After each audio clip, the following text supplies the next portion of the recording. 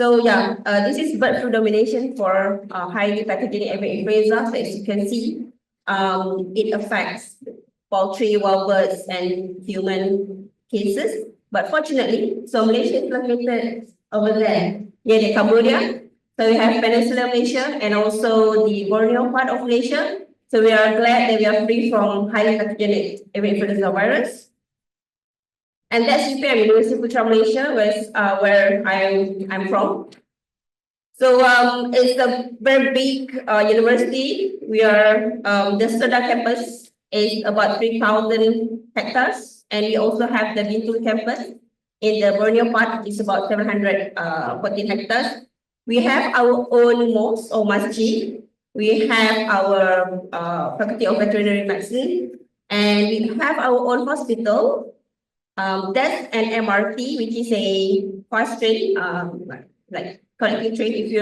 If you are from the airport, then you can actually go to the train and you can pass through our UPM MRT station. Right, we are ranked 37 out of 100 in veterinary science subject, and 56 out of 477 in agriculture and forestry, and also we are listed under top 200 for agriculture, environment, and also top 300 for biological sciences. And our rankings is quite good. If you want to play by the rankings, we are 20th ranked in Asia in 2024. In the world, we are at 148. So this is UPM. Why does this matter? It's because we mean business. UPM means business. So if you want to collaborate, if the undergraduate students you want to pursue your study, please, you're very welcome to University of Putra Malaysia. Assalamualaikum warahmatullahi wabarakatuh. I'm Dr. Maria, Associate Professor Dr. Maria Abdul Razak, and I'm very privileged to be presenting here under the technical section 4, Vaccinology. The title is Recent Development in Viral Vector Vaccines. So I have 10 minutes. I have to stall instead of 30, so I'll try to be punctual. Yes, it's me. Right. Chickens and us. The chicken and us. So more meat is produced from birds, from chickens, than any other livestock. And we predicted in 2050 there will be about 180 millions of tons of chicken meat production in the whole world. So challenges in poultry health, there are so many. Dr. Hamid has mentioned on AMR, and then we also heard about mycoplasma by Prof. By Ms. Sadaf, if I'm not mistaken. And of course, the water quality by Dr. Farouk. We have many challenges in poultry health, but for my presentation, I'll be focusing on the disease and infections. Academic losses, a lot of losses. This is focusing on avian influenza, which is my areas of interest. And then billions dollar has been lost in the US alone. And what about in Canada? Because we have participants also from the University of Calgary, Canada. Like 8 million birds has been killed in British Columbia alone. And what about in Pakistan? It's about 5.4 billion scare cost due to the bird flu. So it was mentioned by Dr. Hamid just now. Chickens in Pakistan, you have about 1,968 million of livestock in chicken, which is a lot. Public health concern, although this is very rare, but there were infections by H9N2 in Punjab, Pakistan's bird market, which infected human. Hide video panel, hide video. Good, great, okay. And in China also, H9N2 has infected 2 adults. This is rare, the transmission, but we know that avian influenza is zoonotic. Control strategies, first we can educate everyone, students and the community, vaccinations, enhanced surveillance, One Health, strategies, harness digital, sharing data and positive feedback. So for me, my team is working on vaccines development. We also do monitoring, surveillance, and also One Health approach, which combine virus-like particle against human and chicken influenza into one vaccine.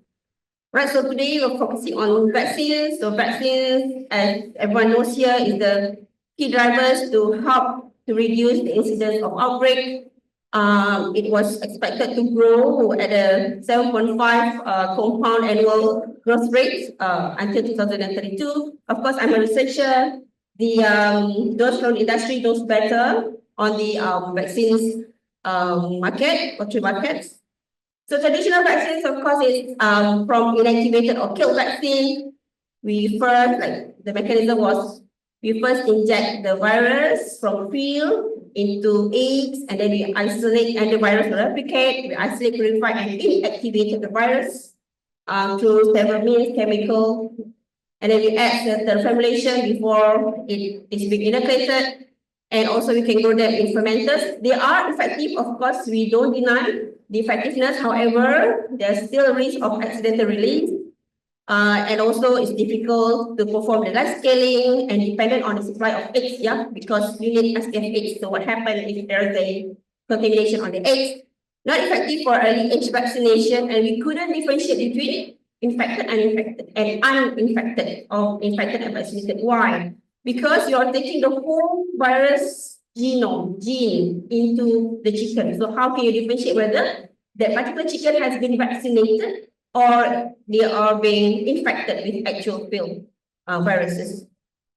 So the kind of vaccine innovation we had from Harbin Institute, and then from Dr. Liu on all of these major development in vaccines. But to make it simpler, live activated vaccines, virus particles, of course, subunit vaccines, nucleic acid and peptide vaccines, includes DNA vaccines and mRNA-based vaccines, and recombinant viral vector vaccines, which is the focus of my talk today. The benefits, of course, we can use cell lines, so we don't need to use eggs. And the cell lines, meaning less risk of accidental release, can get administered at early age. Example, at 1 year old, we can administer it. And we can differentiate between infected and vaccinated. Why? Because we can select just one gene into the viral vaccine, and then we vaccinate. So those vaccinated won't have the other genes from the actual field viruses. So what does it mean by recombinant viral vector vaccine? Is a vaccine that uses genetically engineered virus, or we call as vector, to deliver genetic material from a particular pathogen. Like for example, if you want influenza, you'll just get one gene for influenza, and then prompting the immune response without causing disease. Several criteria must have a large genome. Why? It means that we can modify, we can knock out certain genes, non-structural genes, and then we can replace with our target genes.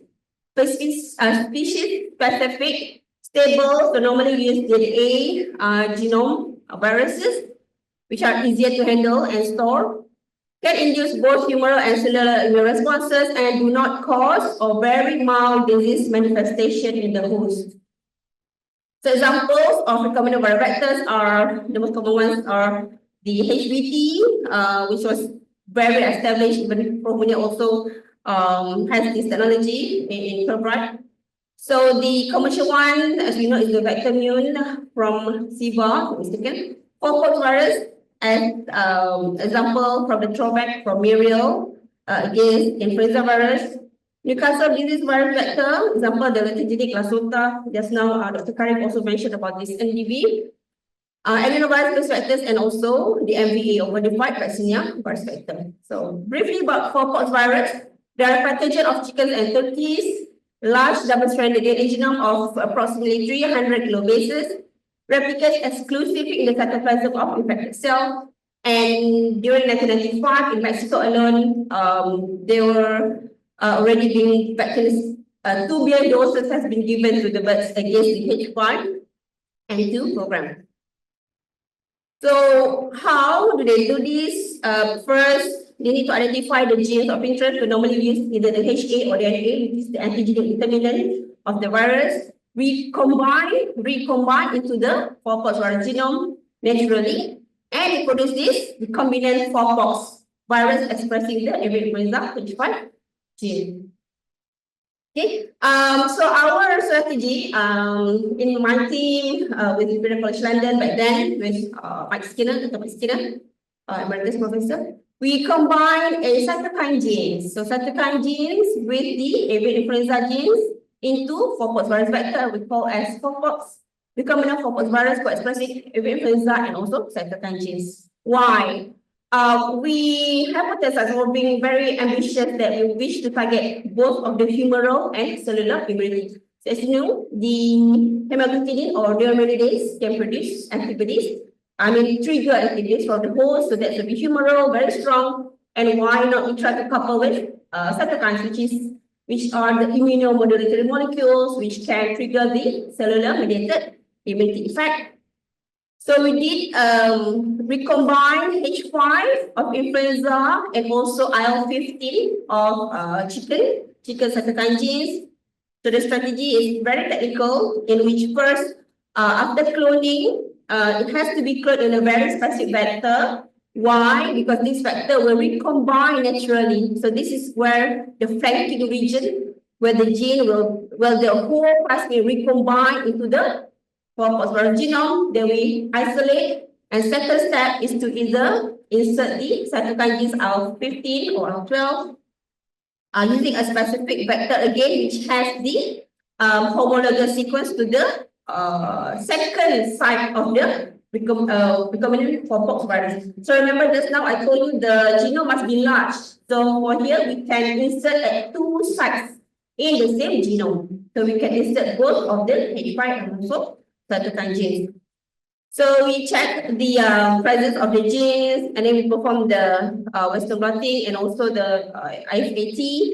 And through the hemagglutinin inhibition test, HI test, we observe that the detections of antibodies is at 3 weeks onward for the recombinant and also without with and without the IL-15. And we also counted the CD4 and CD8 T cells population, in which the CD4 and CD8 cells were higher after week 2 instead of week 4. We also developed the N1, so neuraminidase 1 with IL-12. So similar strategy, instead of H5, now we use N1. And we screened the positive clones, we detected the size, and we confirmed the size of the proteins, we checked the FAT, and we performed ELISA, and the antibodies were detected at 3 weeks onwards. So the CD4 and CD8 cells, I would say not as significant, but we saw a diverse immunogenicity. Compared H5, IL-15, and N1 with IL-12, I would say that IL-15 and H5 is better. Why? Because they didn't induce any toxicity. We observed with IL-12, the weight of the chicken somehow is reduced. Okay. So what are the potential new viral vector vaccines? So remember just now, we need to make the virus attenuate first. We do not want this virus to trigger like very symptomatic disease in the chickens. So the newer potential viral vectors at the moment we are developing and hopefully to further develop is by using dark enteritis virus and also fall adenovirus. So dark enteritis virus is causing this dark plague, if I'm not mistaken, under the family of herpes viridae. It has been shown before that recombinant dark enteritis virus, which is 5, is able to elicit strong immunity. However, it might not be safe for the chickens. So we intend to knock out or to disturb the UL13 of the gene, in which we hypothesize that by removal of the gene, it will weaken the replication ability and make this virus attenuate. So it's an ongoing work. This actually was done when I did my sabbatical back at Prof. Munich Paul's laboratory 2 years ago. And for adenovirus, we have patented this. The paper just been released in 2025. You can check.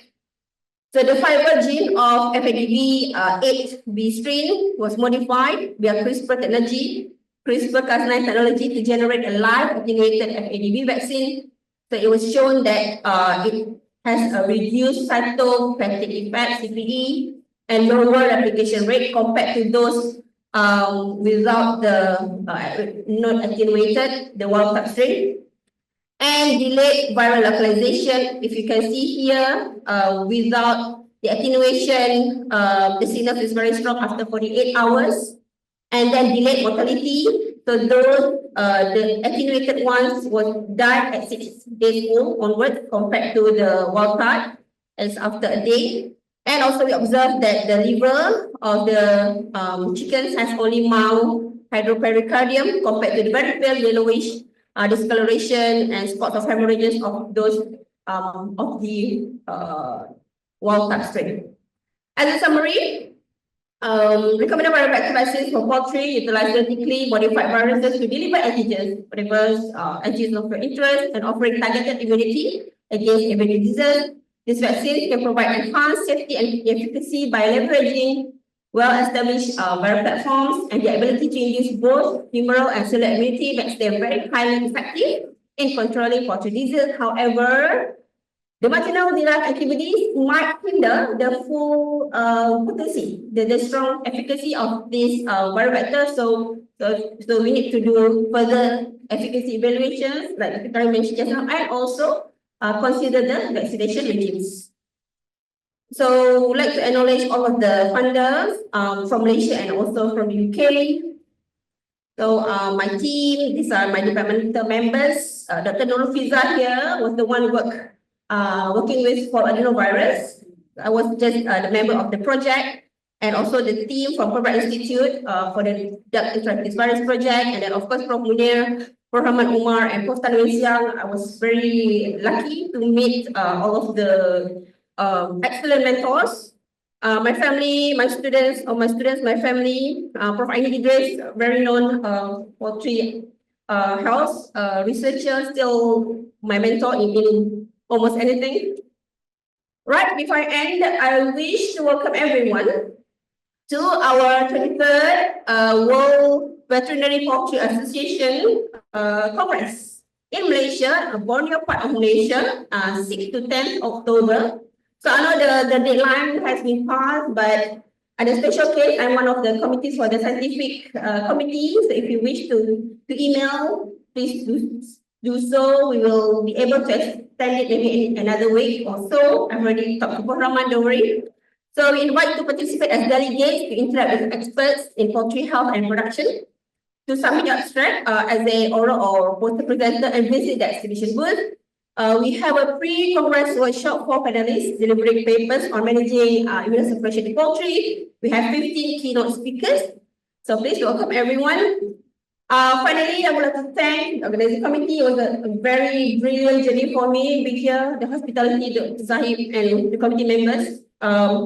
Before I leave the stage, I just would like to welcome again for further collaboration. I'm currently also establishing the virus-like particle vaccines using virus-like particle. We have patented the 2-in-1 universal influenza A virus-like particle in 2022, and also the new one, which I was the PI earlier this year, and also the 4 adenovirus we also have patented. All right, thank you very much.